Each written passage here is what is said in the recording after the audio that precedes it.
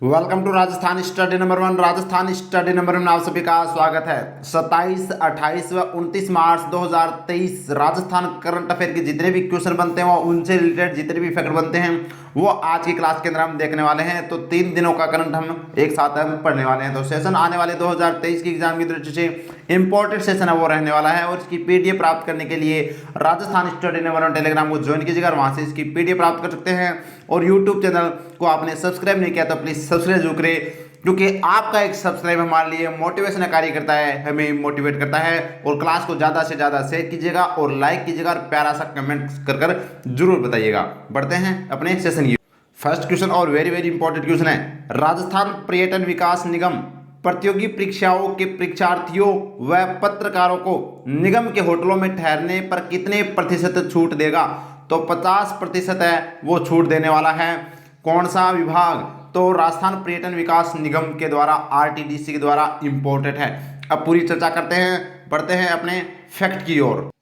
तो देखिए, पर्यटन विभाग की बात करें तो राजस्थान में पर्यटन निदेशालय की स्थापना है वो 1955 में की गई थी और पर्यटन विभाग की स्थापना है वो 1956 में की गई थी। इसी के तहत पर्यटन विभाग के द्वारा राजस्थान पर्यटन विकास निगम की स्थापना की गई थी। और कब की गई थी? 1978-89 के अंदर। और इसी के द्वारा हाल ही में घोषणा की गई है आरटीडीसी के द्वारा कि जो पत्रकार और जो विद्यार्थी हैं, प्रतियोगी परीक्षा के जो विद्यार्थियों को 50% है वो छूट दी जाएगी होटलों में। क्योंकि जब आप कोई भी विद्यार्थी एग्जाम देने जाता है शहरों के अंदर तो होटल के अंदर ठहरता है, तो वहाँ पर इसके जो आरटीडीसी के द्वारा जितने भी होटल संचालित किए जाते हैं वहाँ पर 50% की छूट दी जाएगी। तो इम्पोर्टेंट एग्जाम की दृष्टि से छपने वाला क्वेश्चन है। और बात करें राजस्थान में उद्योग का दर्जा पर्यटन को कब दिया गया था? तो 1989 के अंदर मोहम्मद यूनुस समिति की सिफारिश पर, जो बहुत बार एग्जाम में यह क्वेश्चन आता है। और नवीनतम पर्यटन नीति राजस्थान की सितंबर 2020 वाली है। और इको टूरिज्म पॉलिसी है वो जुलाई 2021 की है। इंपॉर्टेंट है एग्जाम की दृष्टि से, ये सभी फैक्ट आपको याद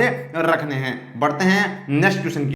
नेक्स्ट क्वेश्चन है, राजस्थान के कितने जिलों को टीबी उन्मूलन के लिए सब national certification of TB elimination award 2022 से सम्मानित किया गया है? तो कितने जिलों को सम्मानित किया गया है?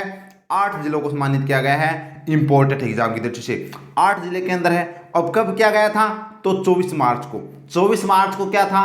24 मार्च को विश्व टीबी रोग दिवस था, यानी विश्व क्षय रोग दिवस था 24 मार्च को। इस दिन को है वो दोस्तों क्या किया गया है? टीबी उन्मूलन के लिए सब national certification of TB elimination award 2022 से वो सम्मानित किया गया। 8 जिलों को इंपॉर्टेंट है। अब वो 8 जिले कौन कौन से हैं पूरी चर्चा करते हैं, चलो।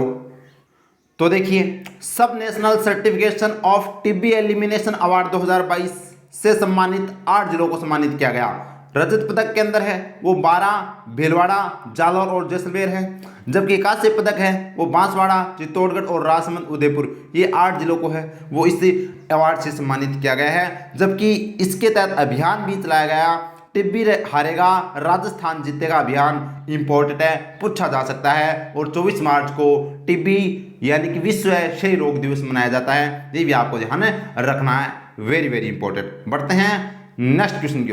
नेक्स्ट क्वेश्चन, पर्यटन विभाग राजस्थान द्वारा गणगौर उत्सव का आयोजन कहाँ किया गया? तो गणगौर उत्सव का आयोजन है वो जयपुर के अंदर किया गया। अब जयपुर के अंदर गणगौर उत्सव का आयोजन किया गया, इंपॉर्टेंट है। तो पूरी चर्चा करते हैं गणगौर। तो देखिए, गणगौर उत्सव 2023 कहाँ पर? जयपुर में। किसके द्वारा? तो पर्यटन विभाग के द्वारा। और कब? तो 24-25 मार्च 2023 को पर्यटन विभाग के द्वारा आयोजन किया गया इस उत्सव का। जबकि बात करें फैक्ट की तो गणगौर पर्व चैत्र शुक्ल तृतीया को मनाया जाता है। इंपॉर्टेंट है भाई, चैत्र शुक्ल तृतीया को गणगौर है वो मनाई जाती है। नाथ द्वारा में चैत्र शुक्ल पंचमी को, तो नाथ द्वारा में चैत्र शुक्ल पंचमी को गुलाबी गणगौर मनाई जाती है। वेरी वेरी इंपॉर्टेंट है। जबकि बिना ईसर की गणगौर जैसलमेर में पूजी जाती है। ये भी आपको याद रखना है, जो बहुत बार एग्जाम में क्वेश्चन आते हैं। और सर्वाधिक गीतों वाला जो राजस्थानी पर्व है या त्योहार है वो कौन सा है? गणगौर ही है सर्वाधिक गीतों वाला त्योहार। जबकि जोधपुर के अंदर धिंगा कंवर प्रसिद्ध है, ये भी आपको ध्यान रखना है। बढ़ते हैं नेक्स्ट क्वेश्चन की ओर। नेक्स्ट क्वेश्चन, और ये वेरी वेरी इंपॉर्टेंट है। राजनीति के हिसाब से देखें तो हाल ही में भारतीय जनता पार्टी ने राजस्थान अध्यक्ष किसे बनाया है?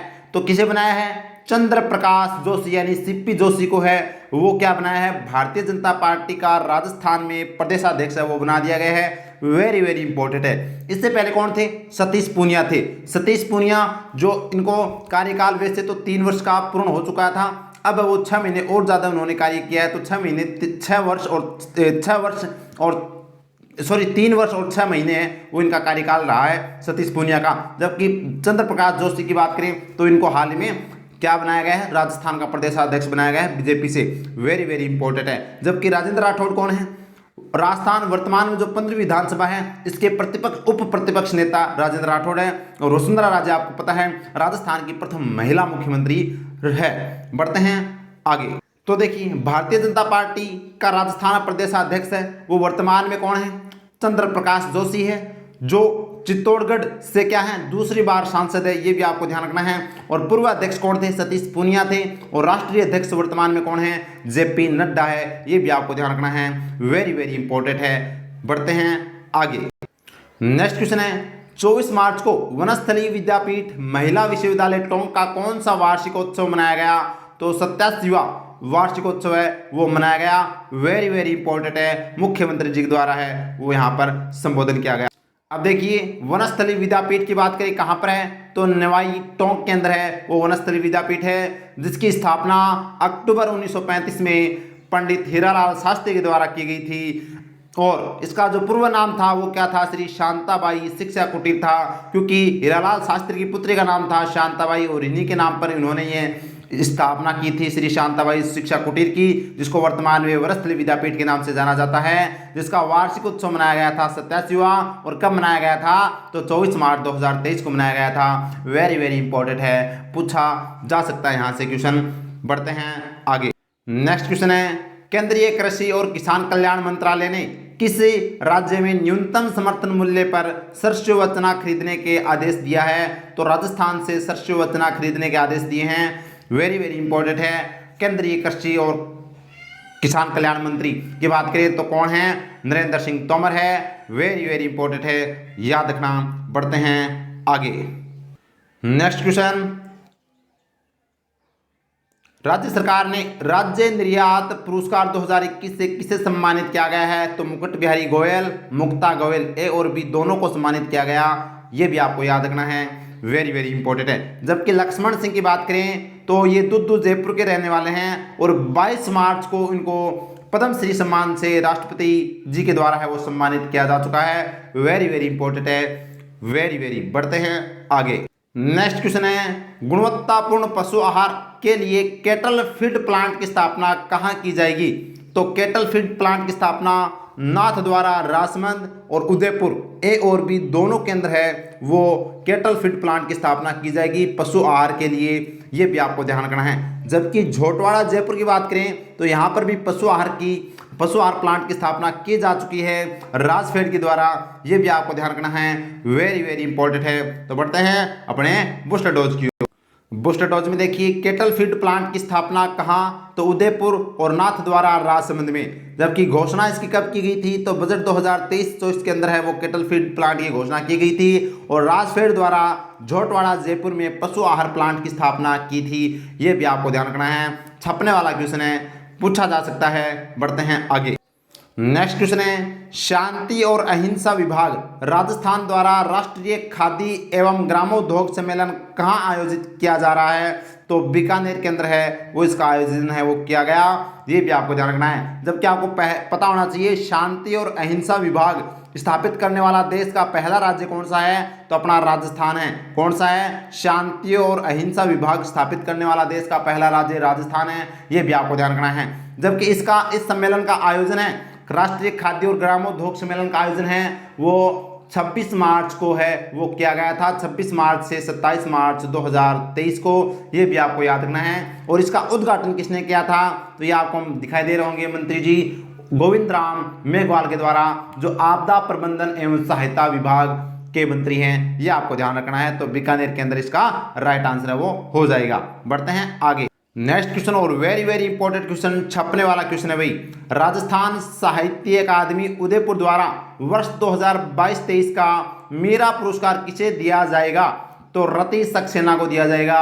वेरी वेरी इंपॉर्टेंट है, रति सक्सेना को मीरा पुरस्कार दिया जाएगा, जो राजस्थान साहित्य अकादमी का सर्वोच्च पुरस्कार है मीरा पुरस्कार। जो हंसी एक प्रार्थना, इनकी क्या रचना क्या है, हंसी एक प्रार्थना के लिए इनको यह अवार्ड है वो 2022-23 का दिया जाएगा। Very very important. अब किस किस को क्या अवार्ड की घोषणा की गई है राजस्थान साहित्य अकादमी द्वारा, पूरी चर्चा करते हैं आपके साथ। इससे पहले आपको पता होना चाहिए राजस्थान साहित्य अकादमी उदयपुर के अंदर है। 1958 में इसकी स्थापना होती है। इसकी पत्रिका का नाम मधुमती है और इसका जो सर्वोच्च पुरस्कार है वो मीरा पुरस्कार है। और वर्तमान में जो इसके अध्यक्ष हैं वो कौन है, आप मेरे को कमेंट सेक्शन में कमेंट करके बताइएगा। जबकि इसके उपाध्यक्ष हाल में इसको बनाया गया था, सुनीता घोकरा को बनाया गया था। और इसके जो अध्यक्ष वर्तमान में हैं वो दुलाराम सहारण हैं। कौन है, दुलाराम सहारण हैं। तो अब पूरी चर्चा करते हैं कौन से अवार्डों की घोषणा की गई है।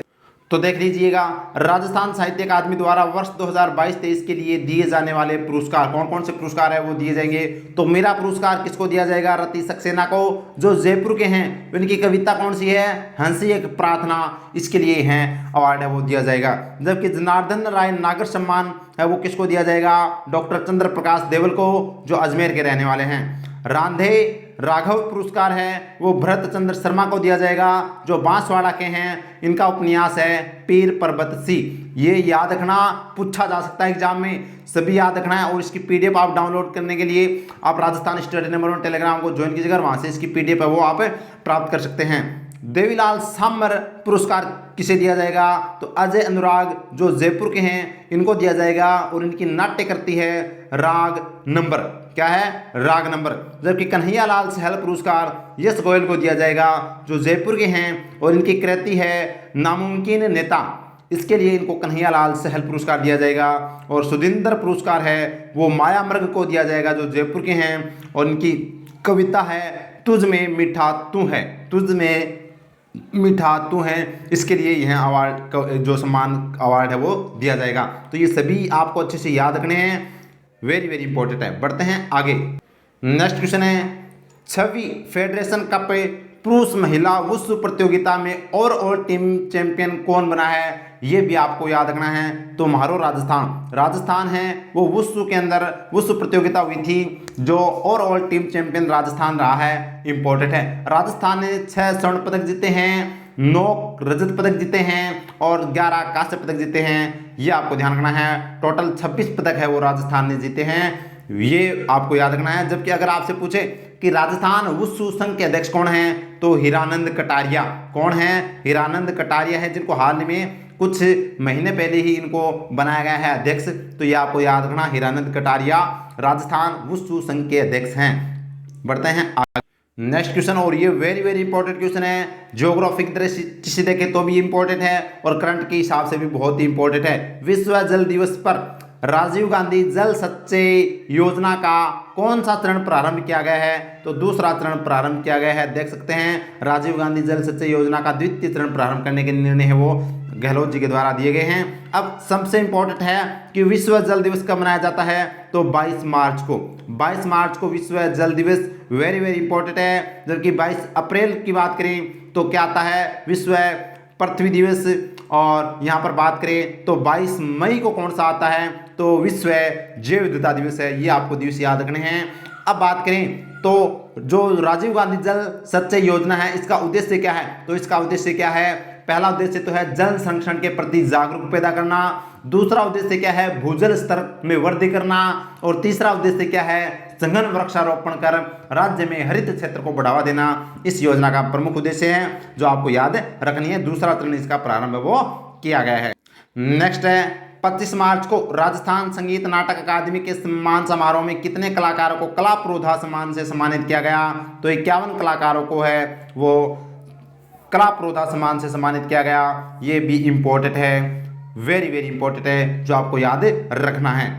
बढ़ते हैं तो ये था हमारा आज का सेशन, 3 दिन का जो हमारी करंट की क्लास नहीं आई थी उसका मैंने करंट अफेयर के जितने भी क्वेश्चन व फैक्ट बनते थे वो आपके सामने रख दिए हैं। तो सेशन उम्मीद करता हूँ अच्छा लगा होगा। अच्छा लगा तो प्लीज़ लाइक कीजिएगा, शेयर कीजिएगा और सब्सक्राइब करना नहीं भूले। प्रेस बेल आइकन को ऑन कर लीजिएगा ताकि आपको नोटिफिकेशन मिलता रहे। और राजस्थान स्टडी नंबर 1 टेलीग्राम को ज्वाइन कीजिएगा, वहाँ से इसकी PDF प्राप्त कर सकते हैं। और इंस्टाग्राम को भी आप फॉलो कीजिएगा। Thank you. जय हिंद, जय भारत माता की।